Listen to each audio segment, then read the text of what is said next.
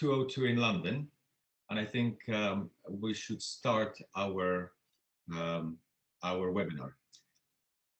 I think people are still being admitted, but I will begin. Welcome everybody to the first of 2023 Agribusiness Talks of this season. My name is Wojciech Woniaszczuk. I'm an agribusiness head at the EBRD. And I will be hosting this event today. I am assisted by my colleagues, Basil, Jamie McAdam, Risan Shlaku, Nemanja Girgic, and these are the guys who actually put all of this together to make this event happen. Welcome everybody. I welcome our speakers, welcome everybody attending. This event, just a couple of technical points. This event is expected to last up to 2 hours. We will start with a 30-minute presentation on digitalization in agri-food trade in the EBRD countries of operation. Then we will have 1 hour panel discussion on where is the sector going and how can companies prepare and benefit from digitalization process. You can write your questions in the Q&A box. We will make sure that we answer them at the end of the event. Today's event is recorded and will be made available online through the usual channels. Right, our topic today couldn't be more relevant. Last few years saw a huge disruption to international trade, in particular in the agri-sector. Questions of the supply chain sustainability and resilience appeared not only in the sectoral press, but also in on the front pages of daily newspapers.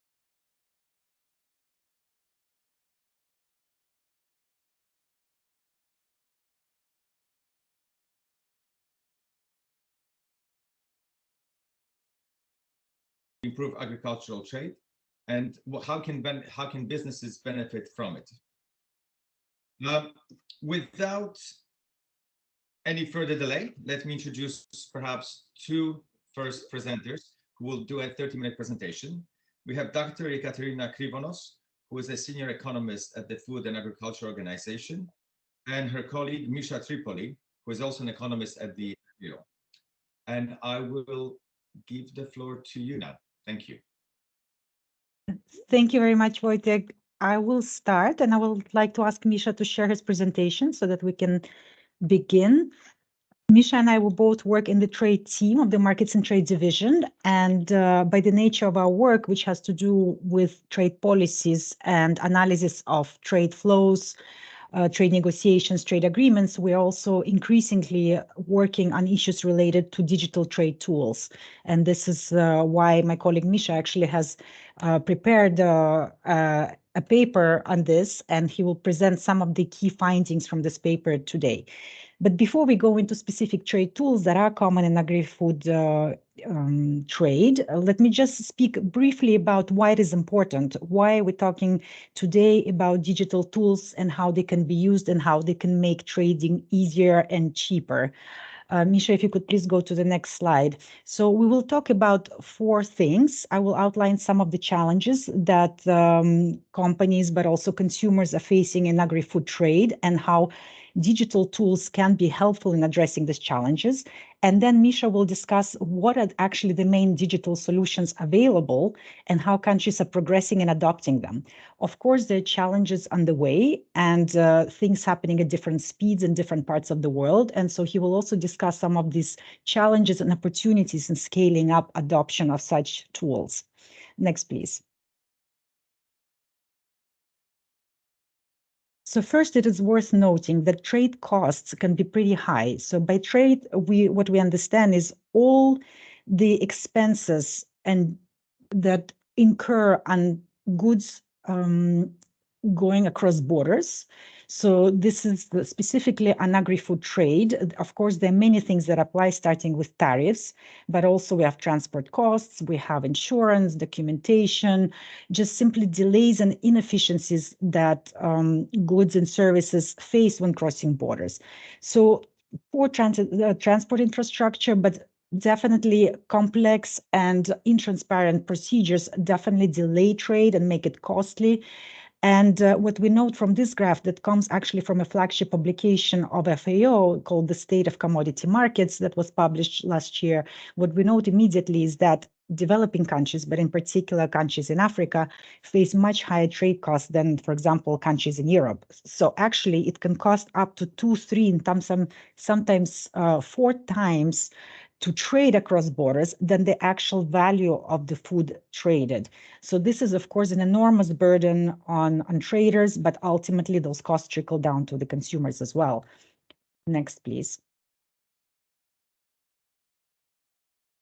And one thing to note is that as for the last decades, especially since the conclusion of the Uruguay round of trade negotiations establishing the WTO, tariffs have actually been decreasing globally.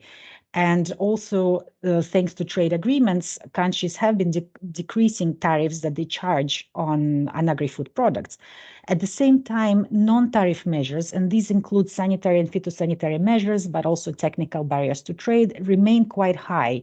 So what we notice here is a couple of things. First, non-tariff measures have a higher burden. So although they are usually justified and they actually are there for good reason, right? Like, for example, protecting the health of consumers, protecting animal health, plant health, they are quite costly. So they are higher than tariffs in general all across the world.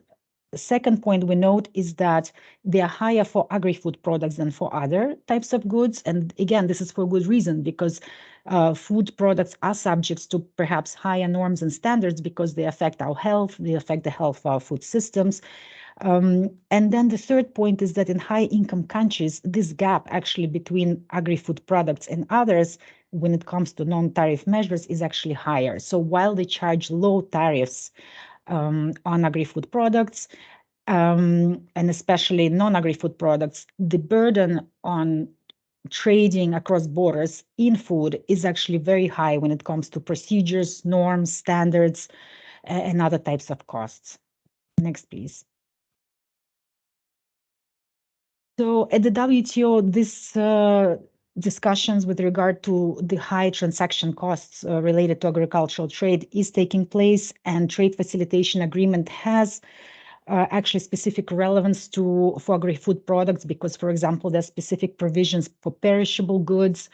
The TFA is actually the first agreement concluding after the establishment of the WTO, and this is precisely has as objectives to improve transparency, expedite movement of goods, improve cooperation, and there are quite a few provisions that are specifically referencing digital tools and things like electronic certificates, which we will talk about later today. Next, please. So how do we make agri-food trade more efficient and transparent? Again, we need agreements such as the Trade Facilitation Agreement, but we also need cooperation between countries bilaterally and regionally to adopt trade facilitating measures, to harmonize and have a better, more transparent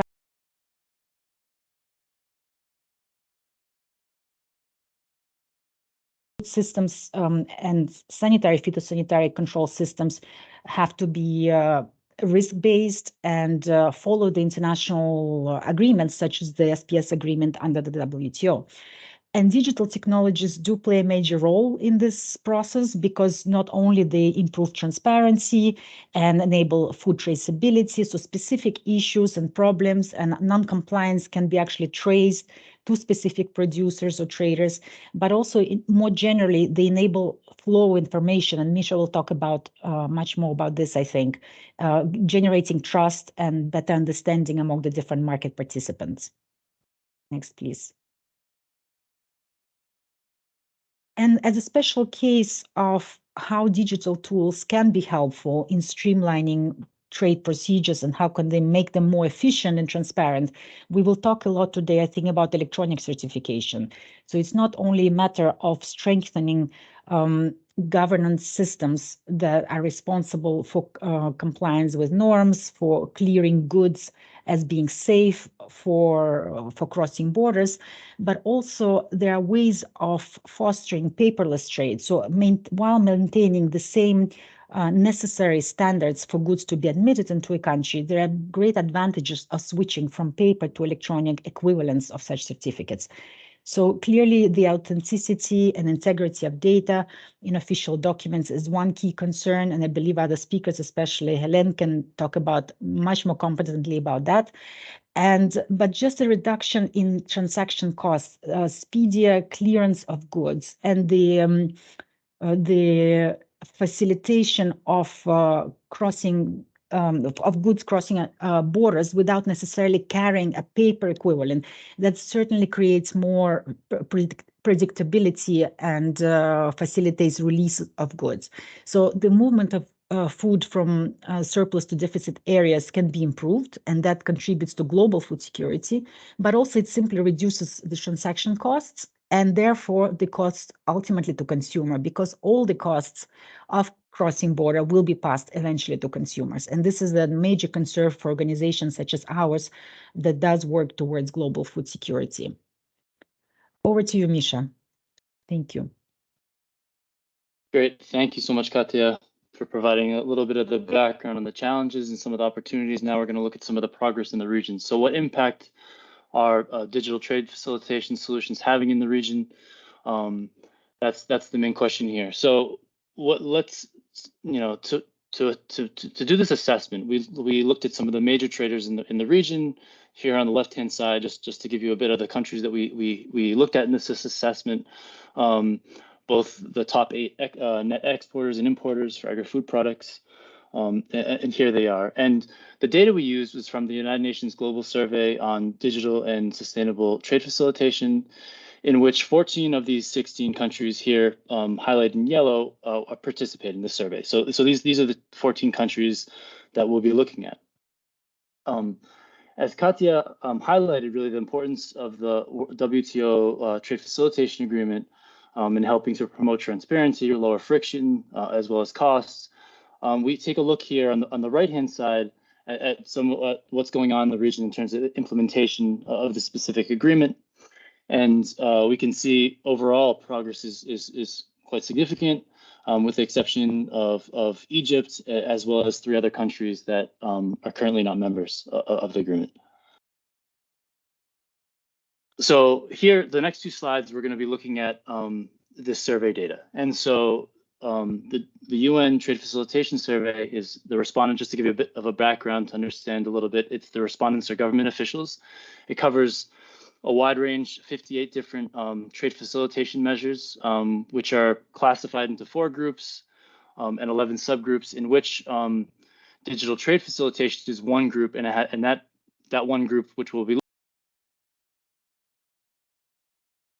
trade, which includes measures that transform traditional paper-based documentation systems into electric format to speed up trade and ease the cost of doing business. And here we have 11 measures that of these 4, again, just to reiterate, the 14 countries, the major traders in the EBRD region. And so what we can just briefly take away from this slide is the greatest progress we can see really starting from the bottom up.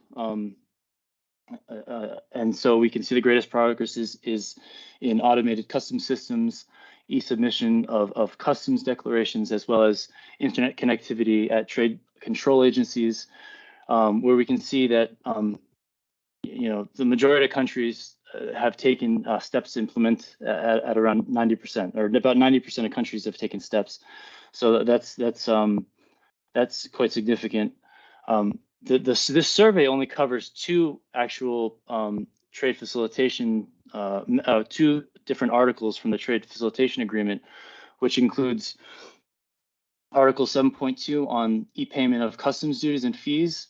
And we can see again, participation is about 90% here, as well as electronic single windows, which is another provision, 10.4, and again, greater than 90%. And this is really based on into 4 subgroups. Really, the purple bar is not making any steps to implement yet. So that kind of gives you the blue is fully implemented. So there's a bit of a range here. But going back to electronic single windows, despite these, you can see here, I'm not sure if you can see my mouse, but it's this measure here. Despite efforts, quite significant efforts on starting this process, the full implementation only hovers at around 15%. Interesting in Jordan and Morocco, at least, which is below the global average for full implementation, which is around 25%.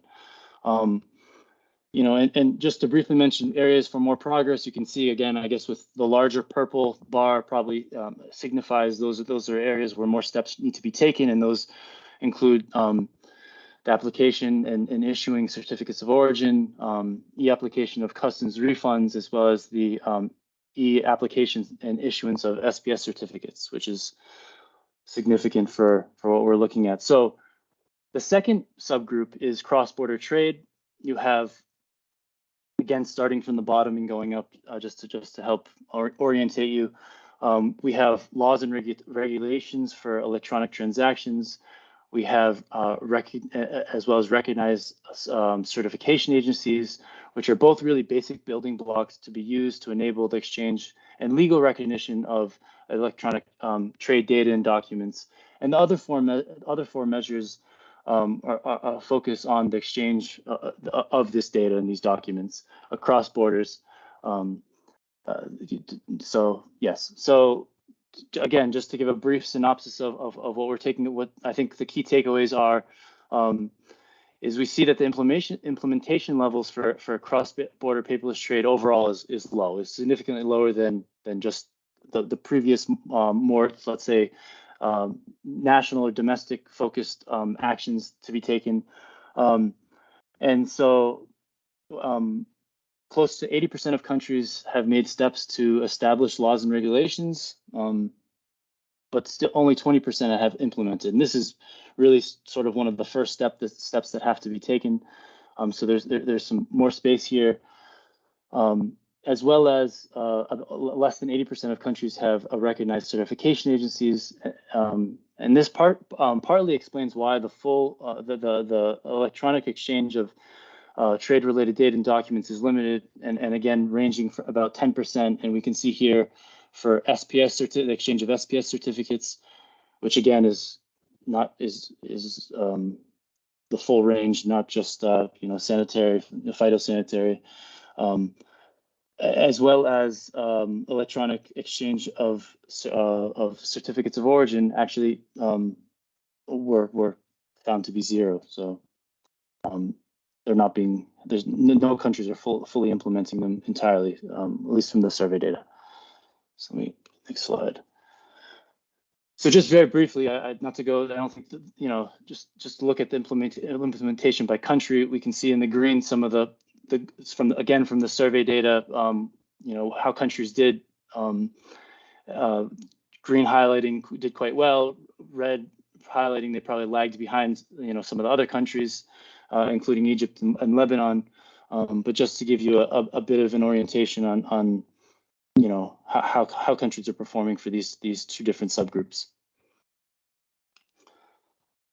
So most of these measures are probably specific to the public sector, right? To being implemented by the public sector, but they have obviously major implications for traders in the private sector. In fact, while the public sector is implementing mechanisms to exchange digital information, so is the private sector, due to their need for greater efficiency gains and lowering their costs in their operations and supply chains. So just to give a bit, what my main purpose of this slide is just to sort of show what's going on in these two, very, very briefly. This is not a holistic mention of the different initiatives, but to give a sense that there's a lot going on in silo, I think. So starting from the public initiatives, obviously the IPPC's ePhyto solution is definitely most advanced in the SPS space, and really, probably for other trade documents too. It's a nice example, and among the 16 major agri-food traders in the EBRD region, 10 are currently registered to use ePhyto, and Morocco and Jordan are actually some of the more active countries. Jordan recently became active, I believe, now last year, as well as obviously EU traces, which we'll hear a bit about. So just to mention it, is another big one in the region. as well as a lot going on with electronic single windows. A lot of initiatives, I think countries taking steps to try and get their own systems up and running. In the private sector, as well as a number of private sector initiatives such as Covantis, which we'll again hear about. Another three are actually are companies that work on trade finance and payments, so a little bit different. But I think, again, important to understand that they're all sort of working to achieve the same goal, which is to facilitate trade ultimately. And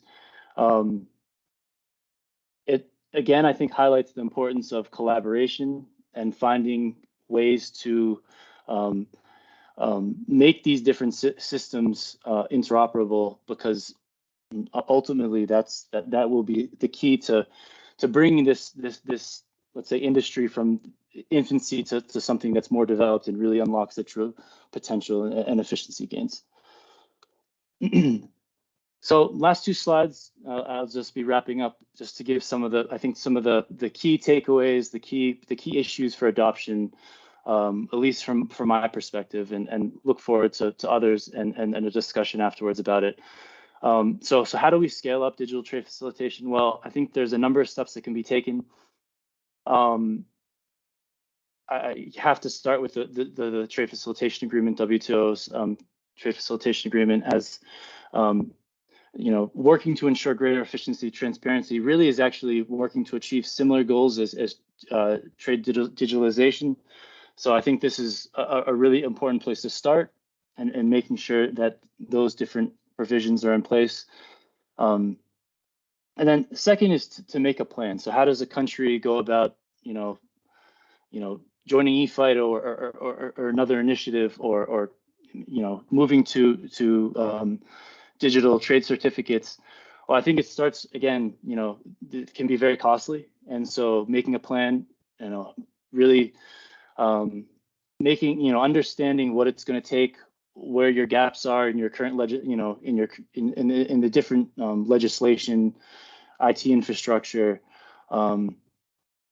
your own business, their own administrative processes and whatnot, and how to sort of get up to speed and what that's going to take. I think is an important first place to start. Updating a trade legislation is again, as I mentioned, vitally important. And there's a number of ways to do that. The UN Citral model law on e-signature, e-transferable records, e-commerce are all excellent, references for countries to understand. Again, how to align legislation.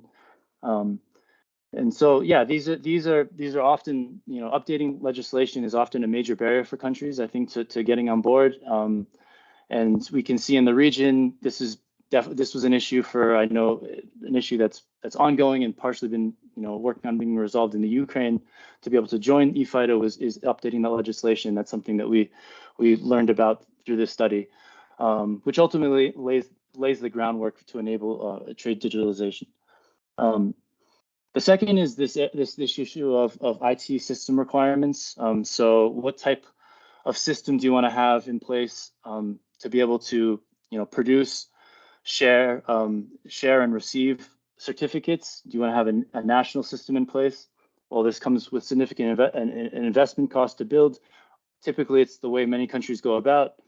We know in the region that two major traders, Egypt and Ukraine, are both in the process of developing those national systems, which are ongoing and expected to be concluded, for my understanding, soon. But there's also opportunities of low-cost alternatives that do exist, and ePhyto's GENS system is a great example, and something that a country like Jordan's benefited from without having to put the money up front and build its own system.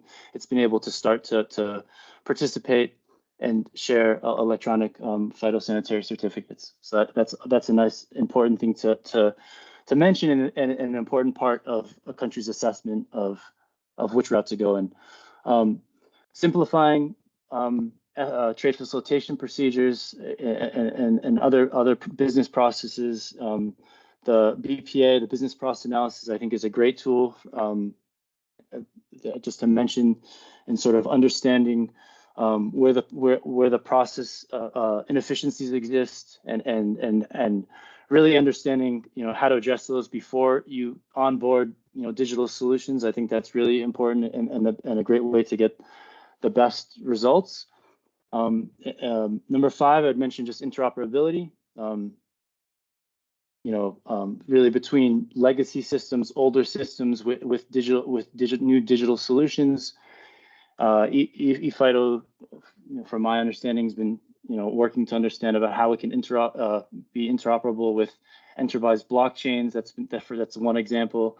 But also interoperability and general coordination between government systems, making sure that electronic single windows, other custom systems are interoperable with the ePhyto and electronic SPS certificates and those different systems that are there, as well as, again, this issue between public and private solutions. I think interoperability is very key there also.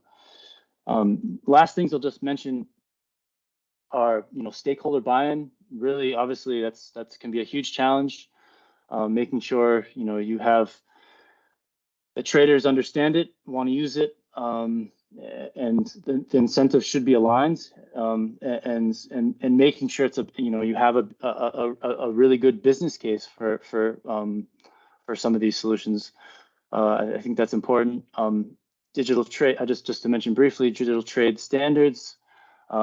That's an issue I know that's being discussed in the WTO and is, I think, again, key to bring this to the next level. And obviously there's a whole point 8 about capacity building, really a number of steps that has to be taken to get users, both traders as well as government operators on board with understanding these technologies, understanding how to manage them and use them, and so on. So I'll stop there and open it up, pass it back. Thank you so much. Thank you, Ekaterina and Misha. Thank you, first of all, for this comprehensive outline of what are the digital opportunities in agri-food trade, and also for setting up the scene for the upcoming discussion. Allow me quickly to share some of my key takeaways and from your presentation, and some findings that we also had while preparing this event before we move on for the panel discussion.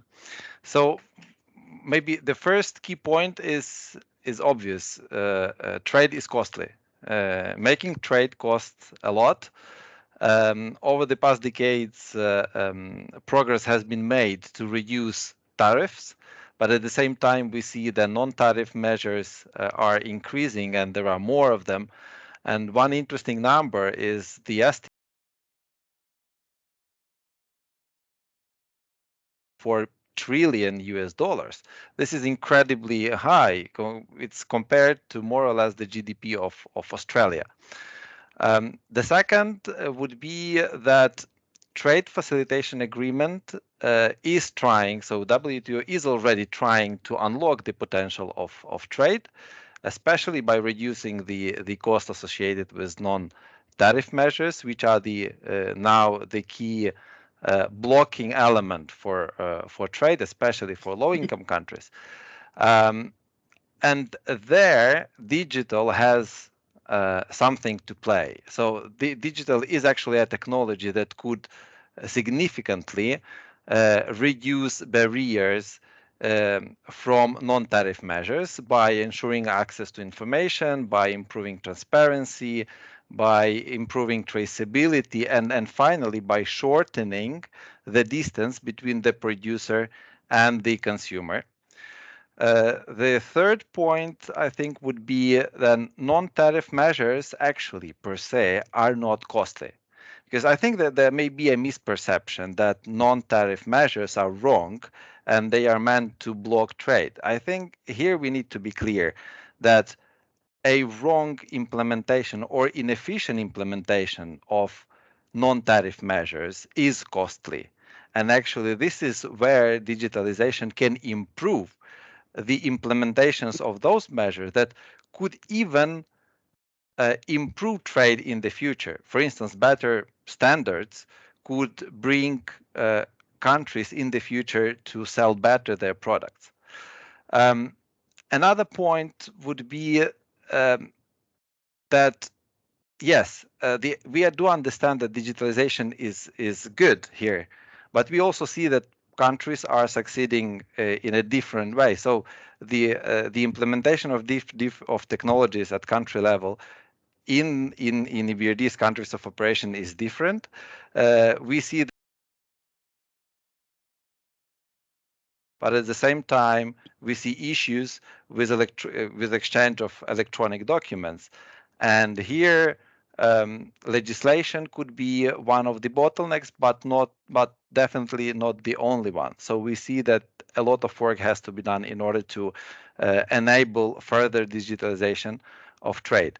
And the last one, that yes, work is being done already. We see example of ePhyto solutions, Traces, Covantis, Marco Polo, other both public and private initiatives that are trying to create those new platforms that enable better trade. And I think especially on Traces and Covantis today, we will have the opportunity to discuss them in more detail during our next panel discussion. So this is briefly from my side. I pass it over to Wojtek. Good. Well, that was a very good start to our discussion. So let's start the panel conversation now. In addition to Ekaterina and Misha that you have already heard from, there are three more panelists who we will be hearing from as well. Guy Laurent Arpignot, who is the Chief Information Officer of Louis Dreyfus, Dr. Helene Klein, who is the Head of Sector at Traces at the European Commission, and Sorin Albenu, who is the Head of Commercial at Covantis. So, going on into our conversation, we'll start with Guy Laurent. LDC, as all of us in the business, who knowing of everybody who is anybody in agri-trade, know that LDC is one of the largest vertically integrated commodities merchant houses, with operating in more than 100 countries with a net annual sales of 50 billion. As a Chief Information Officer, you are in charge, among many other things, I'm sure, in charge of driving digitalization across the company's process and supply chains. So how do you see digitalization of trade from the corporate perspective, from the company's perspective? Yeah, thank you, Wojtek, for this introduction. Indeed, this is a vast topic, right? Digitalization and digitization, right, in the corporate world, but probably for everybody, in the public sector as well, more and more. At LDC, essentially, we are dividing it into 4 categories. So what you see currently on the screen is a high-level picture of our digital plan.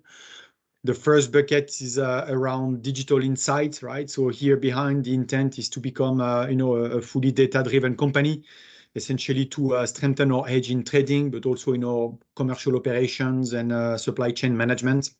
That's probably I would say the most critical and pillar with the biggest potential.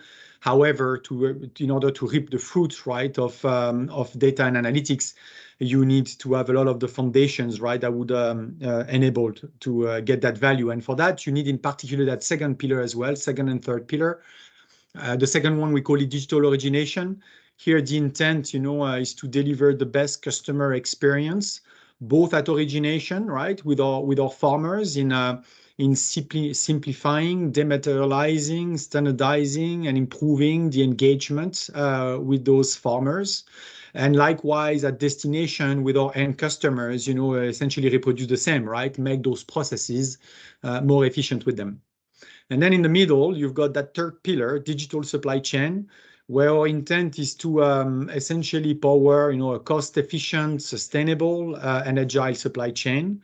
in order to make sure that our structure costs, right, to move those goods and transform those goods are as optimized and as of high quality as possible. And last but not least, we also fundamentally believe that innovation is going to be a constant requirement, right, to keep up, stay close or ahead of competition in some areas.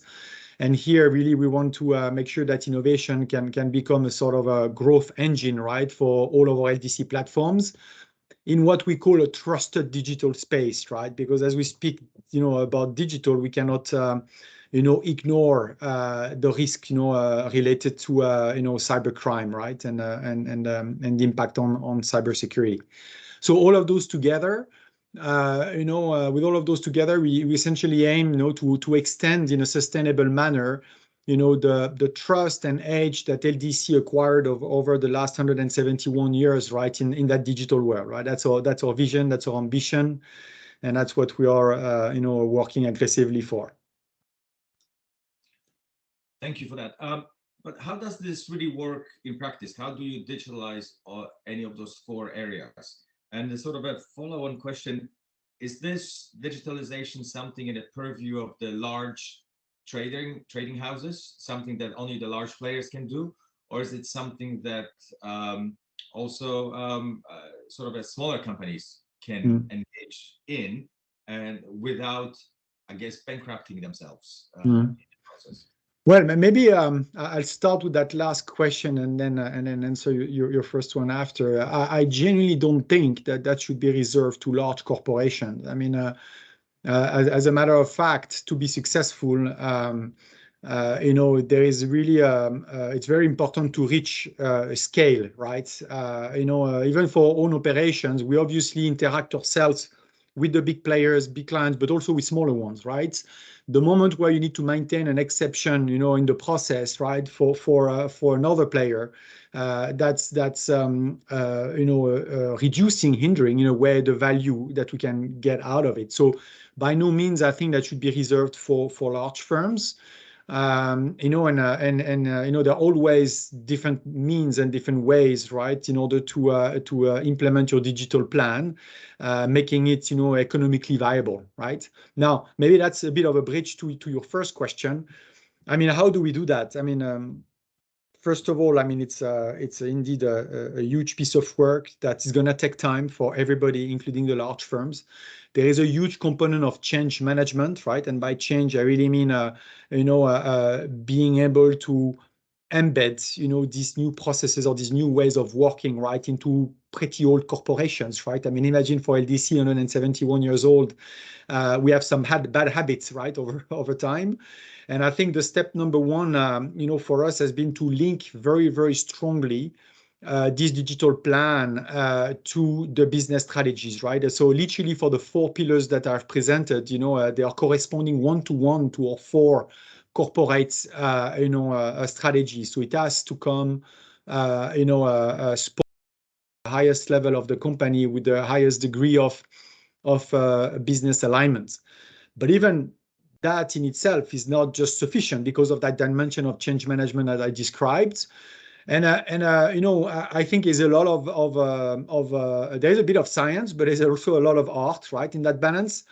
Internally and from experience, we're always balancing, in our discussions between, what we call the 3 Fs, right? So obviously, the more you can attach it to facts, right, having strong business cases that can defend, a specific initiative to digitize, that's always the best, but not always possible. In some cases, you need to initiate work on the basis of faith, right? You need to have strong belief on what's going to change, your industry and how you can bring it to the next level. And to some extent, we were one of the founding members of Coventis. It started a lot with faith, believing that together, we could work for the industry as a whole and make it more efficient. And sometimes you need to leverage the fear as well, right? Fear of competitors, fear to be left out, operational fear because we had some very, very old legacy systems, right, that required a significant upgrade. and therefore we are navigating between those three, right? So that is a bit of a glimpse, right, on the way we have and we approach the definition of those initiatives, and then the delivery is another ball game. Sounds like the common problems of innovation in any kind of business. It's just breaking those old habits and taking a bit of a pun on the future. Thank you very much for that, for this insight. So I see Sorin somewhere there? Hi, Wojtek. Hi. So you've been mentioned and by Guy Laurent, and you've been mentioned by FAO. Can you tell us, me as a layperson, what do you do and what is so innovative about what is Covantis doing? Sure. So I have prepared a few slides for that.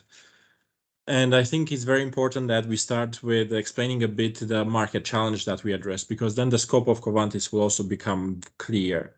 To start with, I'll give you here an overview of the supply chain, how it looks for agri-commodities when it comes to bulk shipments from Brazil to China, from US to Taiwan, so on and so forth. So what you can see on this slide is that the supply chain is quite complex, involving a lot of buyers and sellers. On the left side, you have the shippers, the actual exporters from the origin markets where all these grains and oilseeds come from. Then you have different traders in the local market buying and selling the cargoes being loaded on those vessels. Then you have the charter, the one that actually comes and loads, let's say in Brazil, and then discharges in Spain. Sometimes you also have multiple traders at the destination side buying and selling the content of that vessel, and then ultimately you have the CFR buyers, the ones that actually import the cargo within the destination market, that will distribute, that will use the grains and oilseeds for feed manufacturing, and so on and so forth. So that's how it looks like when you think about the vessel coming out of Brazil. And again, sometimes can be more simple, more complex, can involve three parties, a shipper, a charter, and the CFR and buyer, but sometimes there can be 30, 40 companies involved in buying and selling the contents of a vessel. Now, the complexity doesn't stop there, because all this ecosystem of traders, of buyers and sellers, they need to deal with third parties. And you heard a lot about authorities, about banks, but then also multiple types of vendors which would certify what was loaded, the quality of the commodities, different types of companies providing broking services or fumigation. So there is a lot of complexity when it comes to exchanging data related to the trade. Now, all this shape of the market ultimately leads to various challenges. And again, to give you here on this slide some examples, you can see the type of data that all these parties are exchanging. There is a lot of documentation, right, that we are trying right now to digitalize. There is a lot of information being exchanged related to what the contracts say and what actually has to be loaded. A lot of data related to the vessels that actually are coming to port. And then there are different types of procedures which are happening in order to speed up the documents presentation, such as identifying circles of buyers and sellers, and again, different procedures to bypass the document presentation within those complex strings of buyers and sellers. Last but not least, very important, there is a lot of information related to the settlement of the trade and ultimately the payment. So all these parties involved in the ecosystem are exchanging those between themselves. Now, just to give you some numbers, when we think about grains and oilseeds, the soybeans, the corn, the wheat, the barley, canola, and so on and so forth, there are roughly 11,000 shipments of bulk vessels going around the world annually. But this generates 275 million emails that are being exchanged and that are prone to error and security risk and so on and so forth. And just to give another comparison, this amounts to 3 times the height of Everest. Right, so this is where the industry is right now when we think about the agri trade and the bulk trade mainly.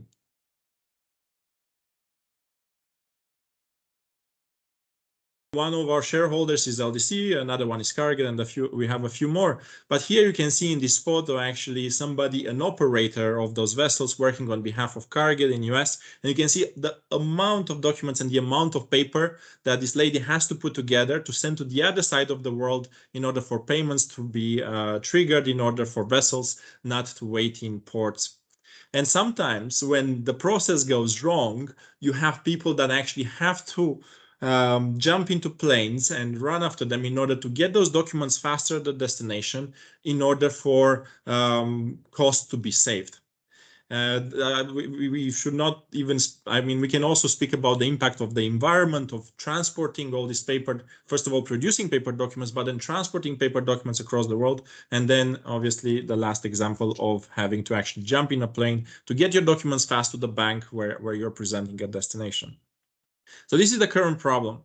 Then you can translate that into inefficiency and the high risk of errors, the lack of standardizations, all this complexity related to the strings, the circles of parties, the time spent and the errors created.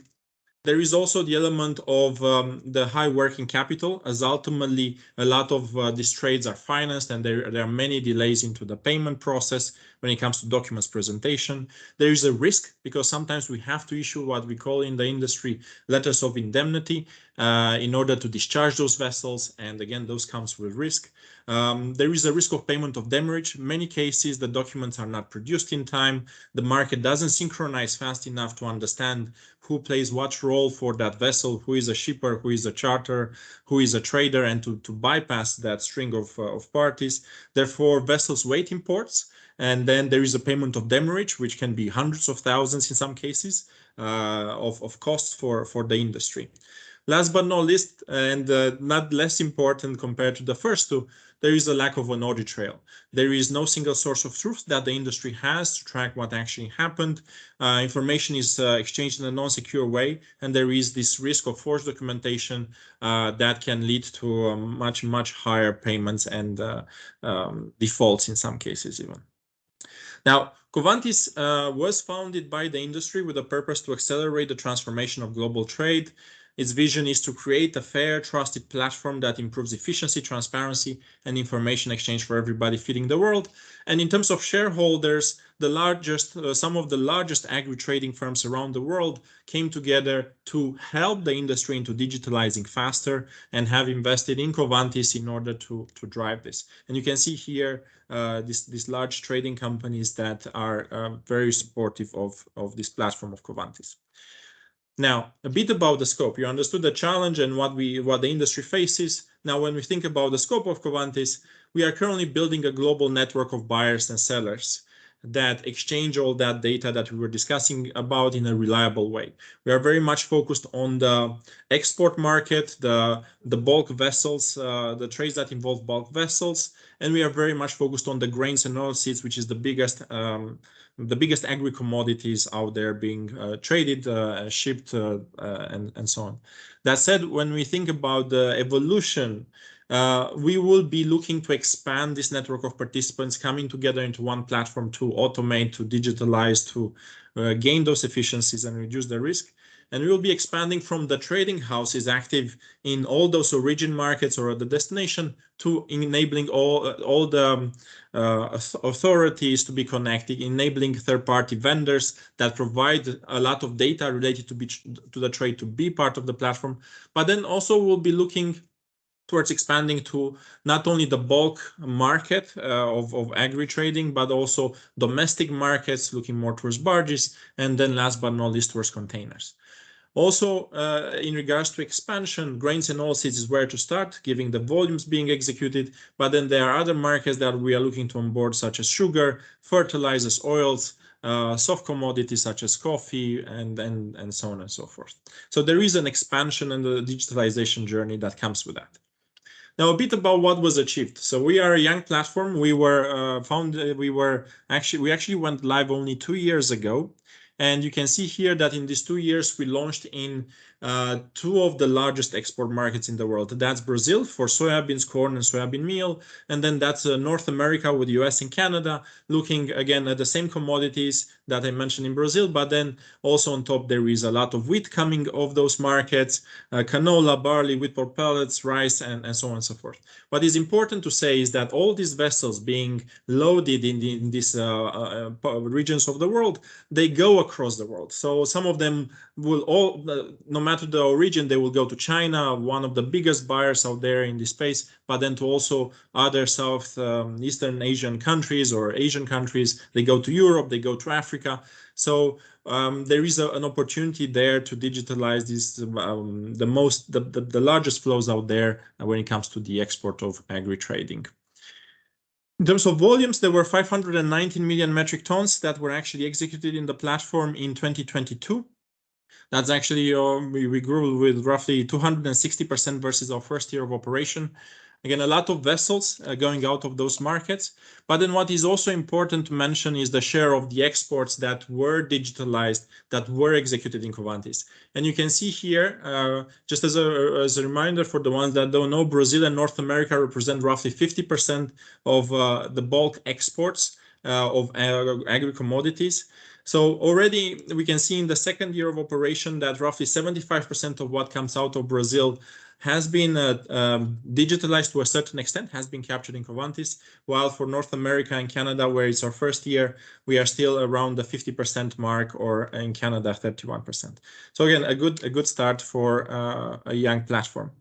Now, the network of traders that has come together, and this is to the point related to who can access digitalization that was mentioned earlier, is not only large trading firms that are buying and selling all those cargoes and vessels that you can see here active in Brazil and North America, from ADM to Zenograin Corporation to Marubeni and so on. But then it's also local exporters or local buyers, Medsoft within Egypt, or a Caramuro, a small shipper from exporter from Brazil, right? So the idea is that everybody joins this ecosystem to digitalize the trade rather than just the large trading firms, and everybody can benefit. Obviously, depending on their size, there is a higher or a smaller benefit, but can benefit from this digitalization that is happening in the industry. Going further, when we think about the scope, so as I mentioned, currently Covantis maps out all these companies across the string, across the world, buying and selling those cargoes and those vessels, either FOB traders, shippers, charterers, or CFR buyers. And going deeper, right, what we are actually digitalizing at this stage when it comes to the contract execution is very much the documents process, and looking at all the documents being exchanged within the platform, within the parties. And also within this year, we'll be looking not only at the documents management, approval, and documents exchange, but also at the documents presentation towards the bank electronically, and ultimately also towards the customs. Then because of the complexity of the market that we see in Brazil, where there are lots of strings of parties, there is a lot of efficiency that we can bring there in helping the market coordinate faster in order to produce documents faster, in order to reduce that cost. And then ultimately, all this communication amounting to 3 times the size of Everest is prone to error. So we have a proposition also in regards to that. So hopefully this answers your question, Wojtek. Well, as usual, it raises more questions. Of course. But it's interesting. We sort of put US and Canada in a different category than Brazil.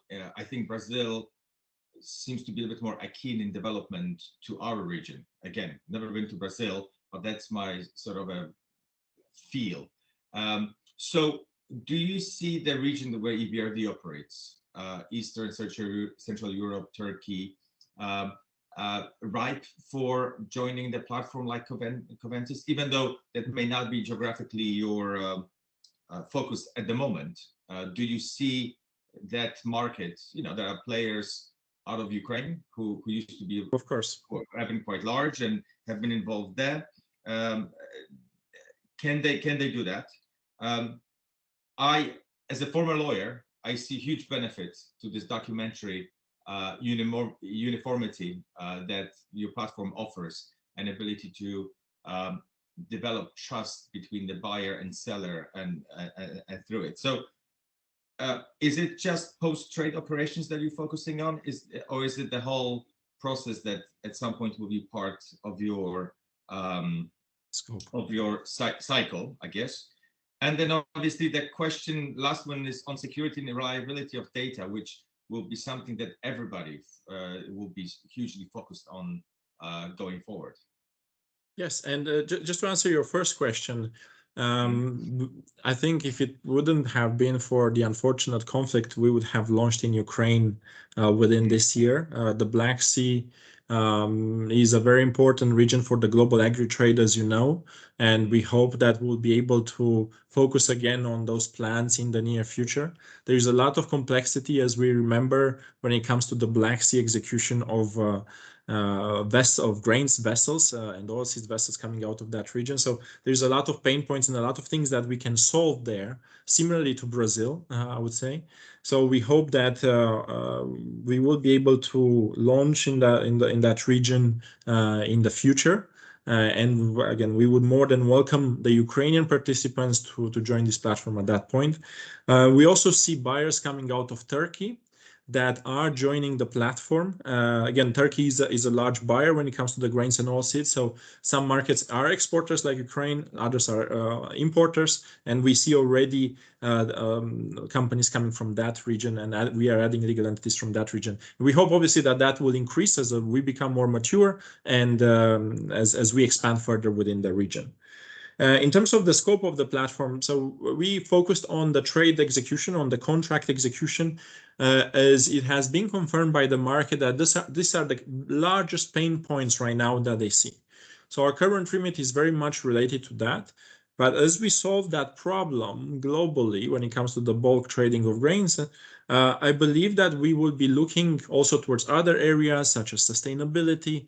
But then also, if the market confirms there is a problem related to the trade itself and the actual execution of the trade, or more related to the insights in regards to how to trade, again, we'll be focusing on that end. But we chose contract execution because that's the biggest problem that has been confirmed so far. But what is good about Covantis is that we are owned by the market. So if there is something that we need to solve, we will be hopefully the first ones to hear, and we'll be putting resources in that direction. In terms of reliability and the security of data, which was your third question, again, given that we are a consortium and we handle data related to contract execution, it's critical that we have all those processes in place. Again, there are all sorts of standards to prove that you have that, like SOC 2, which Covantis is certified for.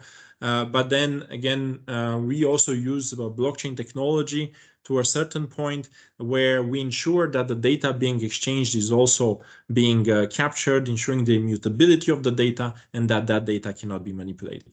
So there are different elements there related to trusting the data is real, related to security, and giving the role that we have in the market and the shareholders that we have. These are key areas that we focus on. Thank you very much for that. I think we'll give you a rest for a moment, and let's move actually back to our colleagues from FAO. Ekaterina, we all hearing you've said, and Sorin and Gil around, we're talking about trade facilitation and its importance. Clearly, private sector and public authorities working together is the sort of a touch point. So how can we make it more transparent and more efficient in that context? Thank you, Wojtek. So as I showed in the beginning of my presentation, high trade costs can really hamper the ability of countries to benefit from trade. And FAO, being a UN organization that is concerned with food security and agriculture and sustainable food systems, we are, of course, very concerned about the ability of countries to be able to grow and diversify the production, but also to have access to sufficient and nutritious food. And so high trade costs really hamper these countries in participating effectively in global value chains in agri-food products. So we have already spoken a lot about promoting paperless trade, and that is certainly an area where there are some low-hanging fruits, and there's a lot of investment, but also knowledge being generated. but we do see a lot of disparity in how the countries are able to access those tools and to be able to bring the institutional systems up to the standard. And I would perhaps like to emphasize two things in response to your question, Wojtek. One is its transparency in trade rules and procedures still remains to be crucial, and this is more in the public domain. So when we look at the high cost of non-tariff measures, and again, as Vasily also very rightly emphasized, we do need them. We are interested in safe trade, not just trade at any cost. And so there are measures in place to guarantee safety of trade, but there are platforms and tools that are available to make them more transparent. So for example, at the WTO, there are tools and systems established to provide notifications. So countries really need to be more agile in supplying crucial information when rules change. And then there are mechanisms for consultations, but also raising special trade concerns. And frankly, in my experience, many countries, many governments, especially of smaller countries and less advanced economies, do not use those tools enough. They could simply go to the WTO and raise some questions and ask for explanation of the rules and even fight them in an appropriate way, in a legal way. And many countries are simply not aware of those tools. At FAO, we also have tools and instruments for greater market transparency. And of course, the international standard-setting bodies. So two of them are housed in FAO, Codex Alimentarius and International Plant Protection Convention. FAO is doing a wealth of work together with the countries for capacity development, for example, and risk-based application of sanitary phytosanitary measures. So for example, training and pest risk analysis. And there is room for digitalization of all those things. I think better processes can enhance transparency. So risk assessments, access to market information, communication between companies and also companies and governments. There is room for digitalization in all these processes. And the second point I would like to mention is, of course, investment into technology adoption to develop trade-related systems. And there, again, we have to pay attention, and I think Guy Laurent mentioned that quite clearly, is that technology should be accessible to all. What we see at the moment is that there is huge disparity both between countries, but also between different type of market players in the ability to access the state-of-the-art digital trade tools. And that at FAO, we also are ready and willing to work with all the partners to make that happen and make it more equitably accessible for all. Thank you. All right, excellent. Thank you very much for that.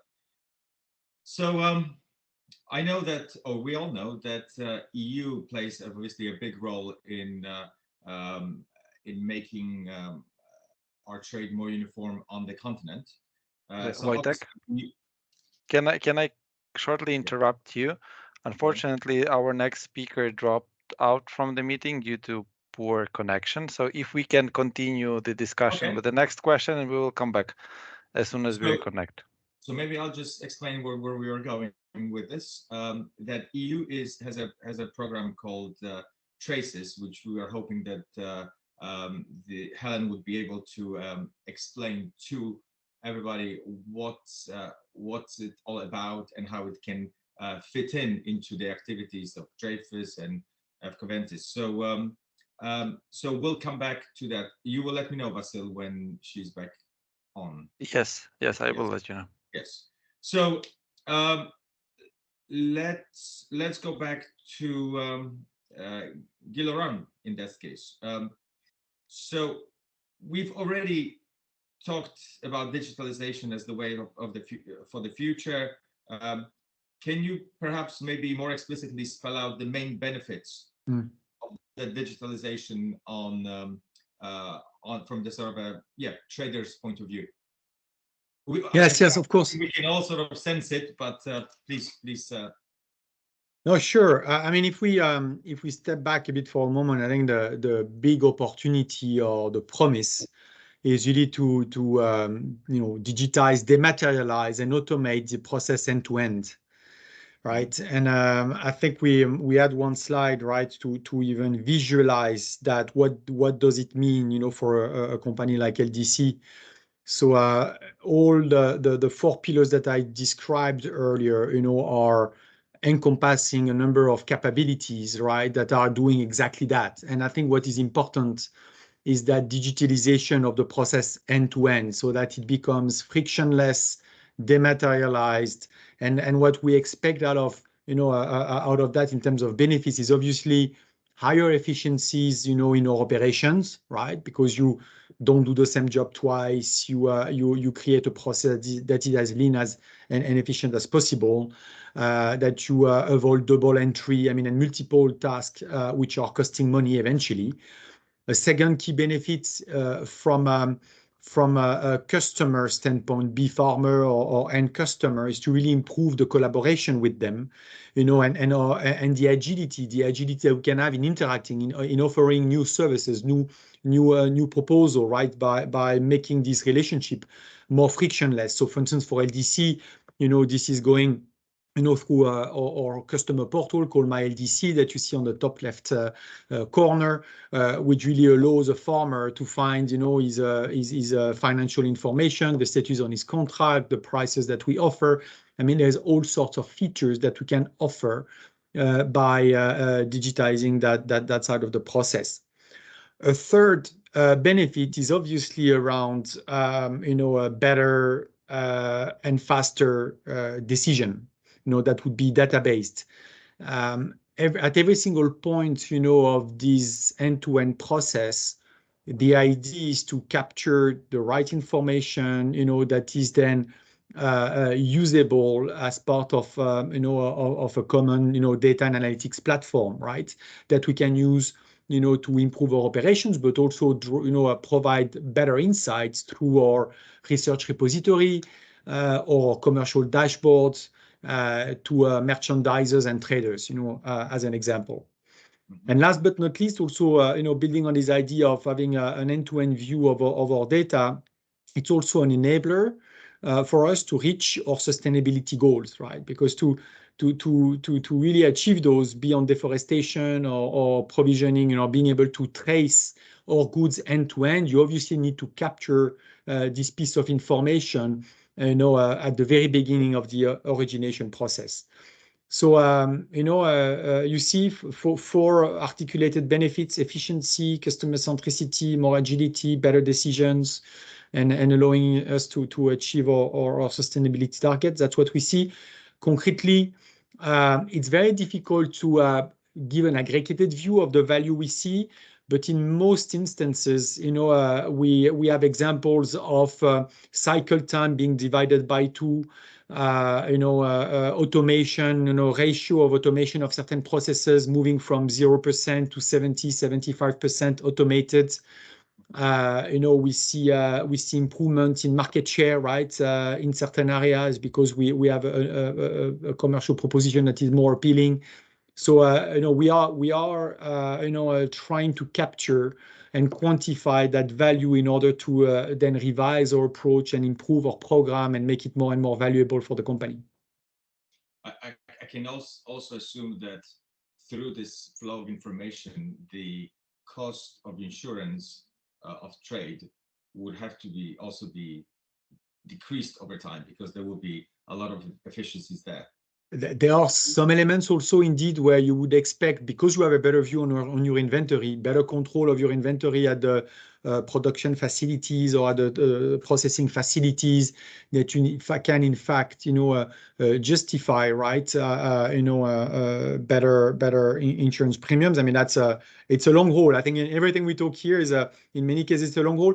There's an additional point I would mention though, is even once you have that, it also provides, I think, a platform, from a technological standpoint, upon which you can create even more innovations, right? Once you have that as a foundation, creating new products, new business opportunities to integrate or to come with a new commercial proposition becomes easier. So I really, really see it as an enabler to more innovation. Yeah. Obviously, those of us who live in UK have heard about trade friction over the last few years quite a lot. And one would think that this digitalization will do the opposite, right? Will try to solve this sort of a customer versus various stakeholders, including the government involvement.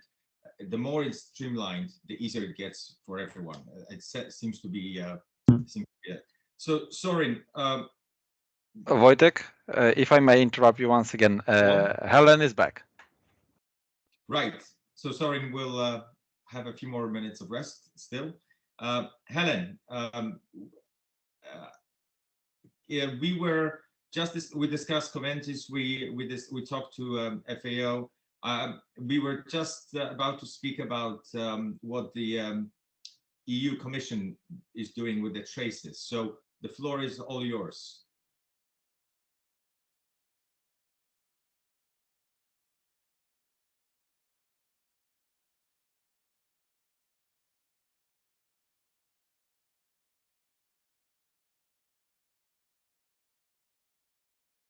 I think she has once again issues with connection. Do you know the presentation? Maybe you can do it. No, I'd unfortunately not. I've seen it already, but no, let's not that. Yeah.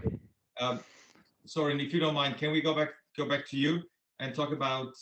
I think we've covered already a lot about the benefits of making things uniform, but I'm sure you've got a very nice pitch of what does your platform offer in terms of benefits today and tomorrow. Yes, and I think again, there are the benefits offered by Covantis, but there are also the benefits offered by digitalization overall. And something to start with is that I don't believe Covantis will be the only solution. And it was mentioned also before, interoperability. I think that's actually critical in order to digitalize things end to end. Yes, we can hear you, Helen. Can you hear us?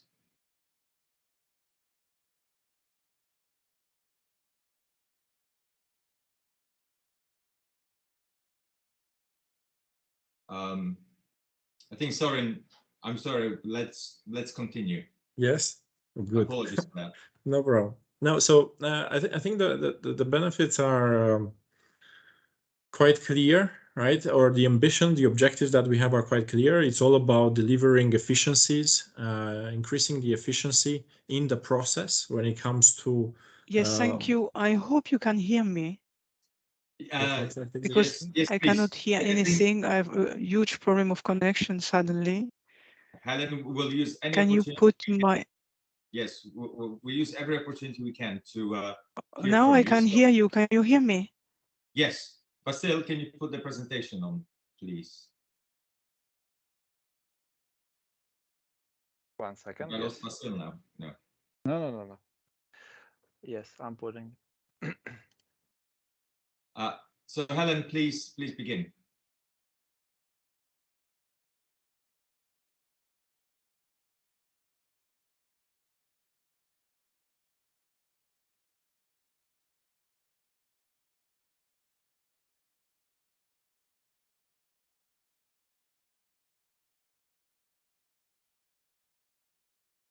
Okay. Why don't we do the following? We will continue with our panel discussion. And Vasil, could you write to Helen that we will bring her in at the end just to discuss the traces?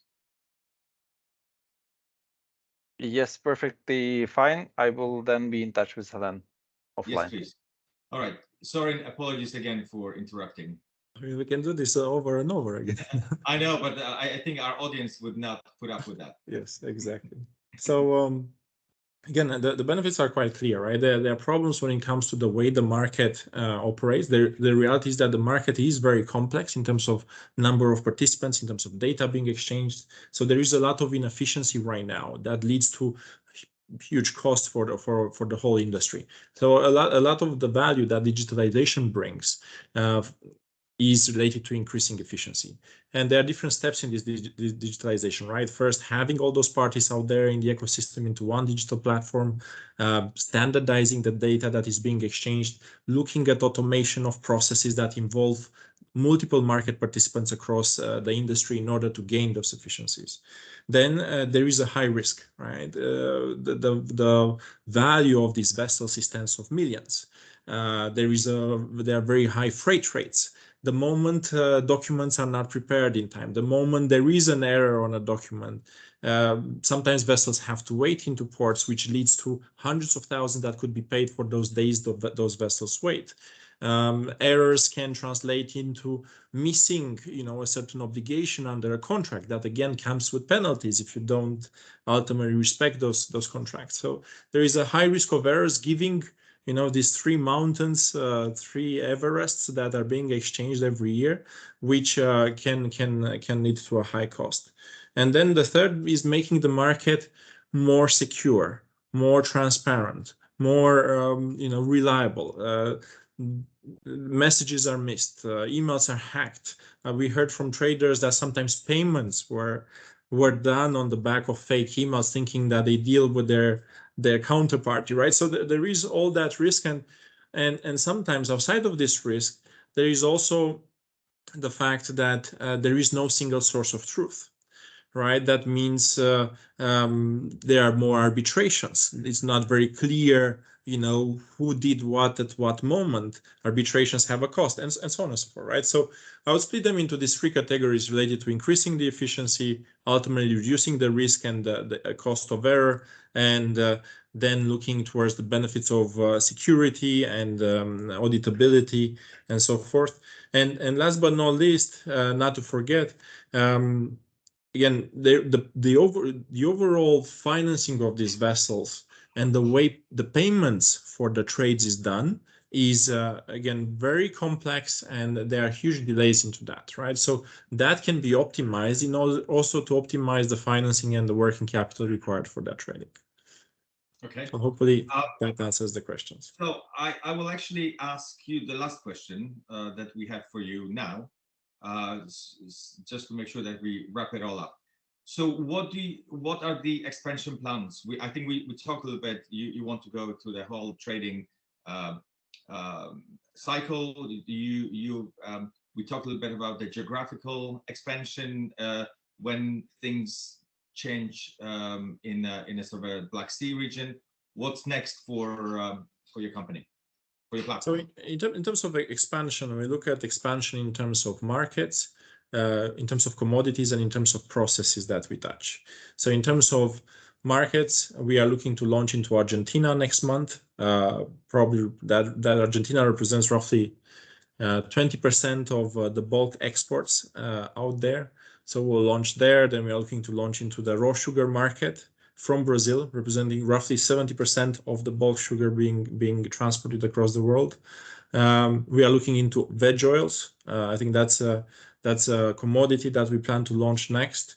So we'll keep on expanding. We'll get to Europe, hopefully also next year, Australia. And every time we add all of those origin markets, we are looking to add more and more buyers from the destination markets, from China, from Turkey, from Morocco, from all those regions, in order to digitalize everything end to end. Now, in terms of processes, we have a current scope that is the contract execution that in which we have invested a lot, but that we still haven't fully covered. So for us, even if we are very active in documents, the next step this year is to have a proposition related to electronic documents, related to presentation of documents to the banks, related to ultimately being that tool that digitalizes the paper into electronic. So that is a key expansion area in terms of scope. And then another one is more focused to the particularities and the complexities of the Brazil market, which, as you've seen on my previous slide, can have dozens and dozens of participants trading between each other. And then again, the process of settling the trade there are problems related to that we can solve with different solutions. Good. So that's the focus for the next 1-2 years, I would say. Well, thank you very much for that. What about the expectation from the FAO side, Misha? What do you see the digitalization from your perspective? Yeah, I mean, I think as has been just to reiterate, I think what's been mentioned quite a bit is really there's great potential in digital trade documentation. As Soren mentions, illustrated, the sheer number of paper documents used in an international trade transaction is astonishing. So once all trade documentation goes digital, I think ultimately the full potential will be unlocked, and that potential is enormous. There's a lot of different cost projections on really, what types of savings that can be. I mean, one is, looking at electronic bills of lading. It's, estimated around saving 6.5 billion annually, and being able to enable, significant amounts of more trade. So, I think that, ultimately what we see now in this environment, at least from my perspective, is that it won't be easy to build some of these systems, both for private and public institutions. I mean, as we've heard a bit, the sheer complexity of all these different players, the high capital requirements to build these types of systems, the risk that Soren again really mentioned, sort of these evolving business models to reach sustainable systems really make it challenging. And as it's hard to have this without mentioning TradeLens, which is evidenced by the recent closure, which was another blockchain, huge initiative, private initiative. So what I can say is that, but ultimately the industry needs digital trade documentation without question. I think time, persistence, sort of this evolution process that's required and really takes place in any tech solution that's in its early stages, will ultimately spur uptake and scalability. So those are my thoughts. And I would presume that the government digitalization on its side will play also a huge part. I noticed from your presentation that they were pretty quick on the custom side to digitalize, but obviously there are other elements where they have been, from your presentation, a bit slower on. So that's and obviously there will be countries which will be at the forefront of that, and there will be those who will be a bit behind and perhaps may not benefit fully, or the companies from those countries may not benefit fully from it. What's next for LDC, Guilherme? Well, I think first of all, 2023 will probably a year of harvest, right? For us in the scope that we control, right? So to take a bit of a agriculture analogy, we've planted many seeds, in the digitalization of all those capabilities I showed earlier. Now in 2023, we will have reached the level of deployment where we're going to start, really getting the benefits in a large scale. So that's a big next step for us. Now, beyond that, I think challenge is to embark the full ecosystem. I think the words we have heard a lot, right? I think from Misha, from Soren as an opportunity as well, is to extend that also at scale to eventually drive, that famous network effect. And the part of the challenges we are facing is that that's moving slowly. In some areas, yet though there is progress, as we have seen, from Misha's presentation, I think there are still too many opportunities where we would need to go faster in a larger scale. Before the next generation of innovation comes in. Yeah, exactly. Before first, being able to fully reap those benefits, because at the end of the day, we do it really to gain, in efficiencies, in transparency, and so on, and then eventually to then offer even new opportunities. Well, let me thank you for now for all of your presentation and for our conversation. Vasil, what is the situation? I think we lost Helen. The connection is very bad. I had a chat with her via phone, and even via phone is bad. So I think we will have to skip her presentation. Yes. But so maybe hold on, we will definitely include the presentation in the deck so that whoever is interested, and I think we all should have a look on what the Commission does with traces, those of us like me who have very little knowledge of that. So let's definitely have a look at that. If there are questions we can follow on then now, that would be great.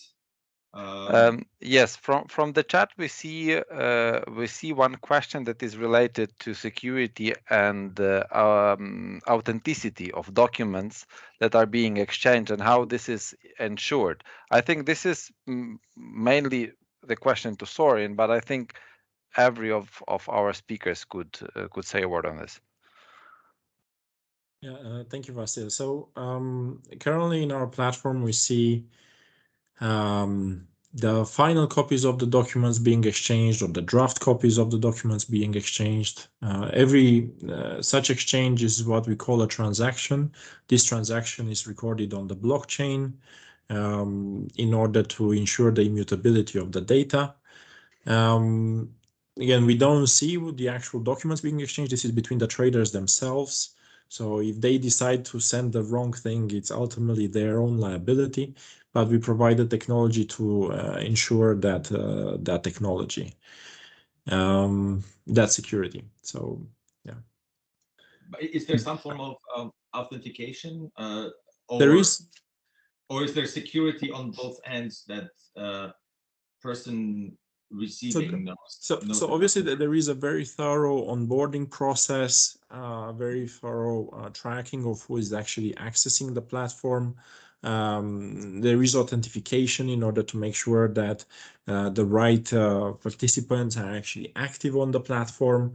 Again, there are a lot of processes to ensure that there is again a lot of processes to ensure that the data is accessed by the right parties, that the platform is secure. Again, I'm not a security specialist myself, but again, there are global certifications in this space to ensure that you have the right processes when it comes to the data management. SOC 2 is the most worldwide known one, and that's what Covant is also obtained on the back of certifications and audits and so on and so forth. So yeah. And if I can add, maybe just also beyond documents, it also should be coming through more and more direct data integration, right? So literally exchanging information, obviously in a secured manner, system to system, and almost avoiding, right, that old way of working with documents, right, with digitized paper documents. Good. Yeah. Please, Misha. I mean, I can just mention just briefly from a government perspective, right? So one of the key measures is developing this recognized certification authority that's responsible for issuing digital certificates, that really ensures, the electronic identities of users in different organizations that are signing, that are providing a digital signature and really making them valid. So that's an important measure that's in place. It's too bad probably Helen could speak to it better than I, but that's an important measure to ensure security for digital certificates.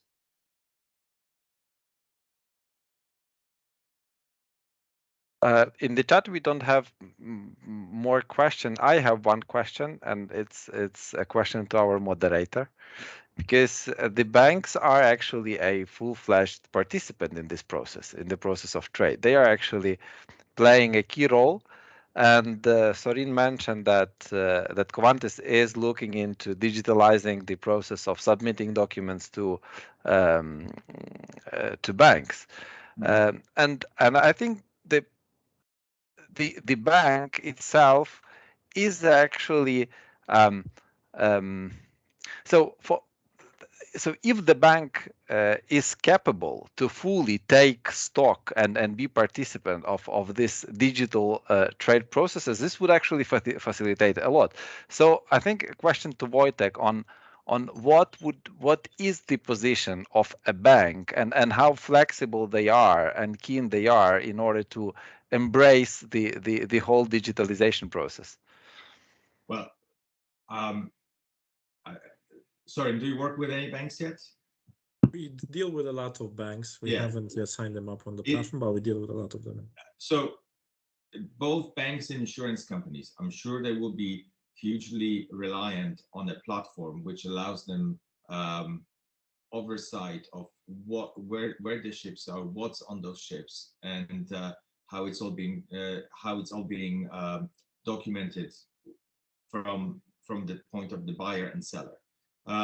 I'm sure banks which provide working capital financing for storing grains normally in warehouses, they would be also, if they finance the grain in transport, would be hugely beneficially interested in ensuring that they know what is where and who owns what. So any flow of additional information, which is all contemporaneously available to them, will be of huge benefit. And that's just speaking from a distance, whilst we as EBRD, we're not directly involved in providing working capital for actual shipments. As a practitioner, I would see there obviously a huge benefit of that. And maybe to add to that, Wojtek, also the banks have extremely manual processes, and sometimes they have to review all these documents. They have to capture the data into their systems ready to all these documents. They have an army of people managing that when the cost, when probably the profitability is not extremely high for the trade finance part. So they are always looking to optimize further a process that is prone to error, that is very manual. And that's why we see that some of them have invested in platforms like Comgo or Contour, right? So they have also taken their own initiative as an industry. But specifically, when we look at the electronic documents presentation, there are still a lot of manual processes on their side when it comes to checking documents, capturing data from documents that can be. Perhaps banks are much more resistant to change than pretty much as bad as the public authorities. Let's hope that they listen to their customers also. Yes.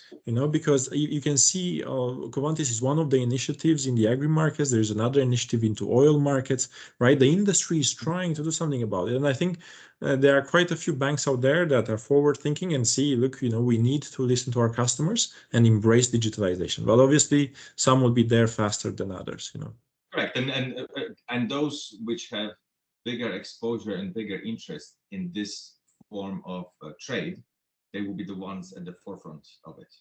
Yeah. We do have one question in the chat. Is it intended to include land transport to ports in this whole effort? So I think it's once again to Sorin. Again, for us, our direct plans right now are waterborne shipments or transportation.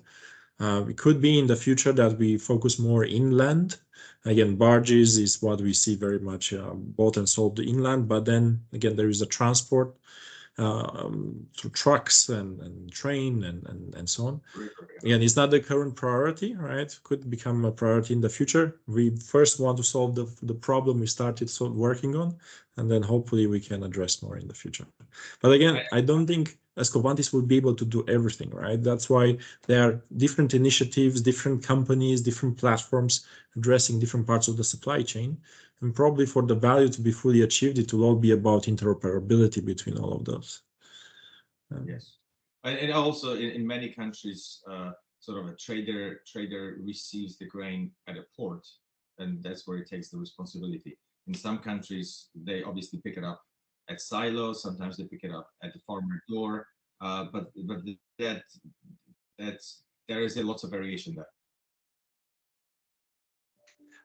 There is another question on phytosanitary certificates and veterinary certificates. So at present, phytosanitary certificates are digitalized through a standard and harmonized model for all countries according to ISPM 12 standard.